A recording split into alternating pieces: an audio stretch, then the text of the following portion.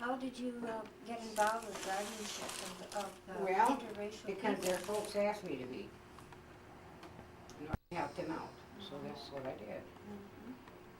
That's interesting. Anybody in need, you know. My mother was the same way. So you really had cared for more than 6 children. Oh my, yes, I don't know how many other children I reared. I mean, it was nothing for me to have 75 people at my lakefront home on a weekend. And then other times there were nieces and nephews that came over and brought all their children. It was nothing for me to go through 12 loaves of bread in one weekend or one day even. So, but I soon had to quit that because I couldn't afford all. That was my family's bread for the week.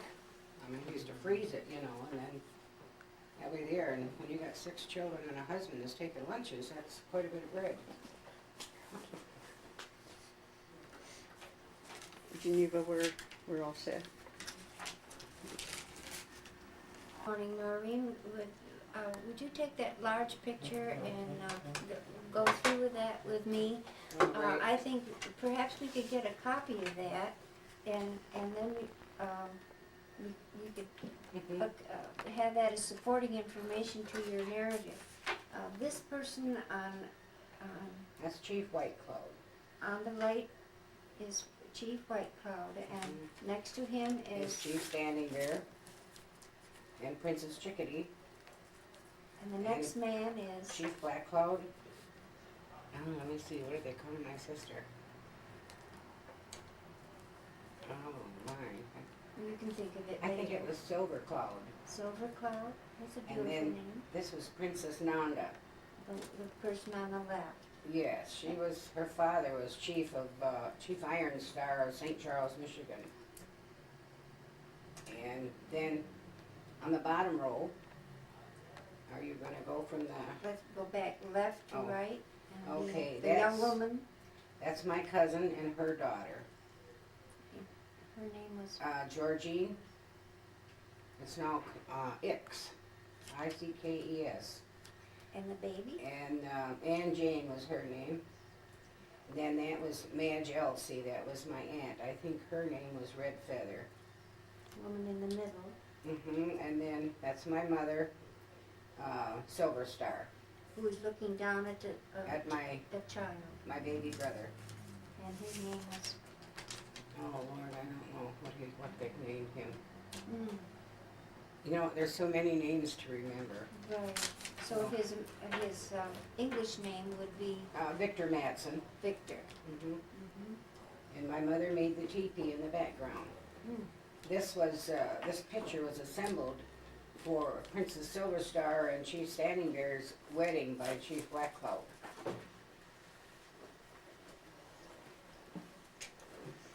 And your brother was I understand, was the last acting chief of the Pontiac? No, next over. That's my brother. That was a visiting chief there. Mm. This man, Chief White Cloud, was married to Nanda. Mm-hmm. But your brother, Mm-hmm. Victor, No, my brother Pat, or Carl Matson is his surname, okay, as Chief Standing Bear. good. Mm-hmm. Am I correct that he was the last official Reigning chief reigning right here chief in Pontiac. of the Pontiac tribe Yes, of Chippewa? right.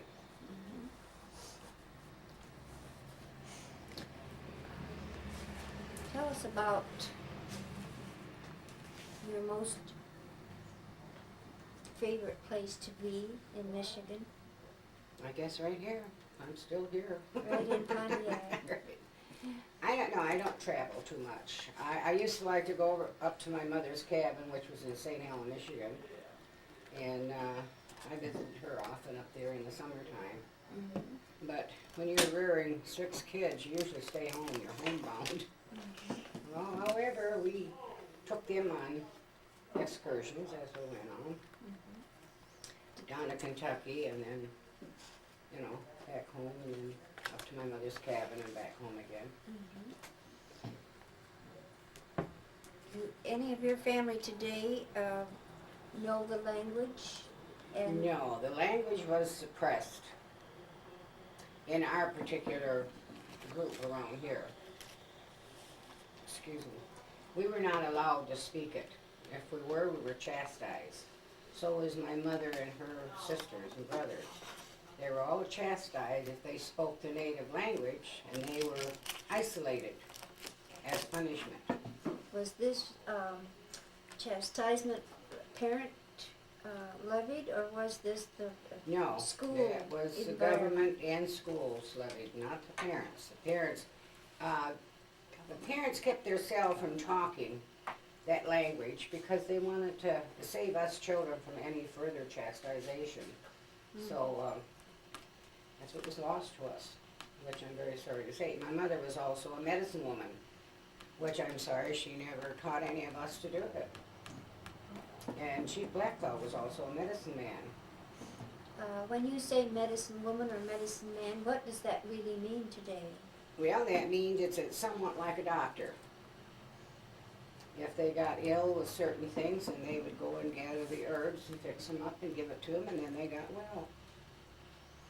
But she did not pass that on. No, and then she became too ill to do anything.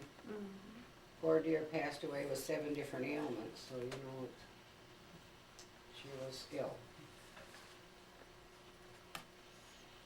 You know, I only wish I had half her education. Yes. It's too bad it wasn't. And then I'm sorry all her works were destroyed. I mean, without trying to pat my own back or something, my mother was a very educated lady, and she did wonders. She was a self-made Indian attorney, and she went into court for Indians and won the cases for them with just the treaty book. Do you remember any specific court experiences? Well, there was one with the Rushi family that was a member of the tribe, and I can't exactly remember just what it was, but I think one was on a murder charge, and then there was one where she kept the only son home from the service because in the treaties it states that an Indian shall never bear arms again. But if it's the only son, they can't take him even yet today due to the fact that it would stop the strand of the person, you know, the nationality or the family, whatever way you want to put it. The line, the bloodline. Right, the bloodline, it would stop it. So therefore, the last son, we will not take. And that was provided In the treaty book, right. That is a law yet today. Do you know what treaty that was? Was it Honey, the I one of couldn't it? tell you. Yeah, okay. I mean, There that were- treaty book is a tome about this thick. Yes, I understand. And, you know, we'd have to go and scan all the treaties in order to find out which one. But she used the document for, Oh, she used that. She used to be able to quote them, the statutes and everything to it, what it was and what it was under and everything. However, you cannot get a copy of it today. I have already written to the United States Printing, and they tell me that that issue is deleted. However, they have this copy, and then it's a revised edition of the treaties. the original would be in the Secretary of State's collection in the National Archives. I'm wondering if a person might be able to get a copy of it from them. Because there's been some pages that's been taken out of there. You see, my mother had abdominal rupture and bronchoasthma, and she wasn't able to carry anything heavy. So whenever she went to do a case, well, she got to that statute and that treaty, and then she'd just take the page out of there. And however, it never got back in there. You see, I have written, like I said, the United States Printing Office, and they don't have it, but I certainly would love to get another full original. Well, we would really need to know which treaty, since there were several that affected the Sioux Band. Well, it affected all Indians, not just the Sioux Band. But there were specific ones too. There's only one tribe of Indian that never did sign the treaty, and that was your Seminoles from Florida. They'll even pitch a tent right on the main highway, and they don't stop them. So I've heard. I wouldn't know.